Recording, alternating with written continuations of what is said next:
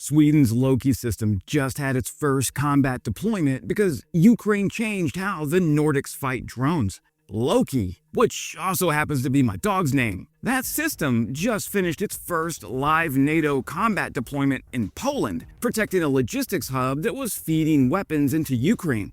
And now, every nervous NATO country in Europe is looking at Sweden and asking the same question. How do we get one of those? Sweden wasn't trying to become NATO's counter-drone superpower, but Ukraine made it one anyways. Hey friends, Wes here, military veteran and obsessed with Fika. My Swedes know what I'm talking about. High five. High five. All right. If you don't know, Fika is a daily ritual where you slow the down, grab a tea or a coffee, and a sweet pastry. That's the most important part. And do some socializing. And the best part is, if your boss calls and wants that TPS report ASAP, you just say, sorry, Fika. It's my new favorite thing. Anyways, here's the thing that doesn't get said clearly enough about Swedish defense. Saab has been quietly building the individual pieces of a world-class counter-drone architecture for years without anyone assembling them into a coherent picture. First, the Giraffe radar. Saab's been building that family since the 1970s. The current 1X variant is a 3D multi-mission system that handles air surveillance, drone detection, and ground-based air defense.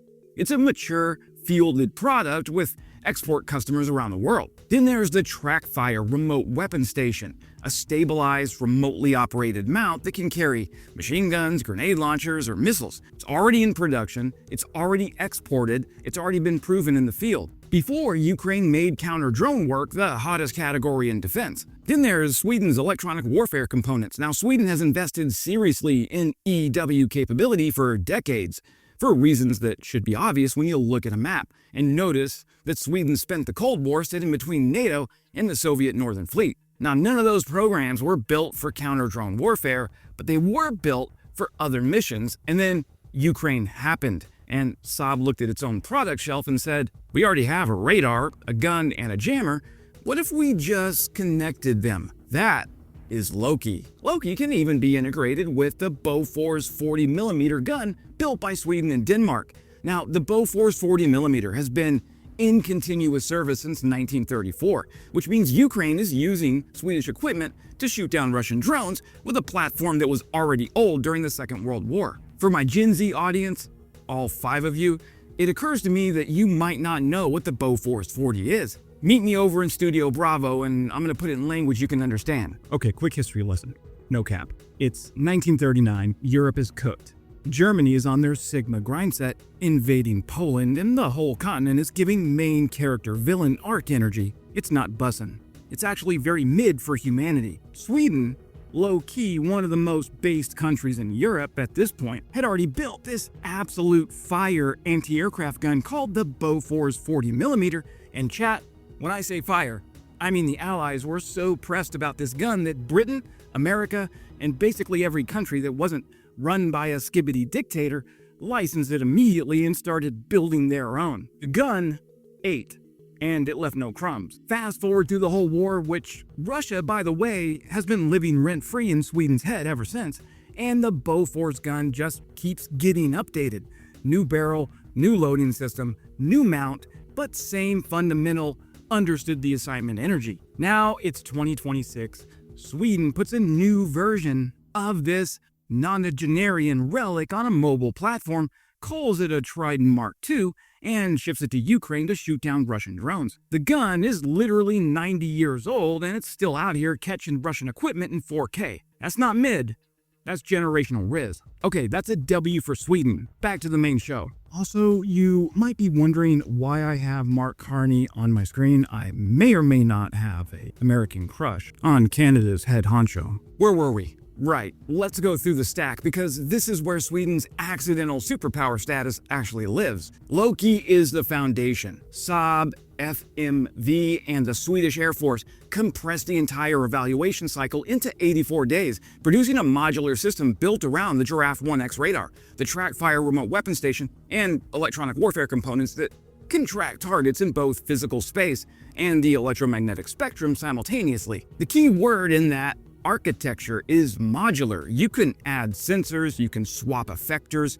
The system that shipped in 84 days isn't the system that comes back from each iteration, because they're feeding lessons from every exercise and every deployment directly into the next version. The NATO deployment gave Loki something most defense systems never get: a real operational environment before the program is even fully mature. Now, Ukraine is used to this, but NATO is not. Except in this case with Loki. Now, Loki was stationed at Malbork Air Base in Poland from April to September of 2025, protecting a logistics hub that was supporting the flow of aid into Ukraine. That's not a test range, that's a facility Russia has genuine reasons to want disrupted, in a threat environment where drone activity is not hypothetical. The system got real-world validation while it was still being refined. That feedback loop is why full implementation across Swedish wartime units was planned by the end of 2025. Now, here's where the stack gets more interesting. During field testing on Gotland, Saab integrated passive sensors from Denmark's MyDefense, an electro-optical sensor from Estonia's Marduk Technologies, and an acoustic sensor from Norway's Squarehead Technology, alongside the 40mm Triton gun system from BAE Systems. The system that started as a Swedish solution is now a Nordic coalition stack, in everything but name. Denmark, Estonia, Norway, and Sweden all contributed sensors to the same modular architecture. That's the beginning of a regional industrial ecosystem. Then there's Nimrix, and this is the piece I think most people outside the counter-drone world haven't fully processed yet. Saab's Nimrix is a hard kill, fire-and-forget counter-UAS missile. It's less than 1 meter long, it weighs under 3 kilograms at launch, it carries an infrared seeker that can counter-maneuver evading drones, and has a range of 5 kilometers. The airframe is 3D printed. Now, that last detail is not a gimmick. It means production can scale faster than a conventional manufacturing process allows, and design iterations can be prototyped quickly enough to keep pace with drone evolution. First deliveries are scheduled for the end of 2026 for Nimrix, but the explicit design goal for Nimrix is to fill the gap between guns and full SHORAD missiles, the mid-tier threat layer that currently has no cost-effective answer. A small battery of 9 or 12 Nimrix missiles can engage a small drone swarm at 2,000 meters in seconds. At the unit cost Saab is targeting, that engagement is financially sustainable in a way that Patriot rounds simply aren't. Stack Loki's sensor-to-shooter architecture on the bottom, add Nimrix for the mid-tier threat, connect Giraffe radar for early detection, pair with Trackfire for close-in kinetic response, layer in the EW components for non-kinetic disruption. That is a complete counter-drone solution from detection to kill, built from components that are already in production or in late-stage development, priced for the reality that drone warfare is now an industrial contest you have to be able to afford to fight at volume. Nobody planned that product menu. Ukraine created the demand. Saab had the shelf inventory to answer it. Here's what this means for NATO defense more broadly, because the implications go well beyond one country's procurement story. Sweden joined NATO in March of 2024.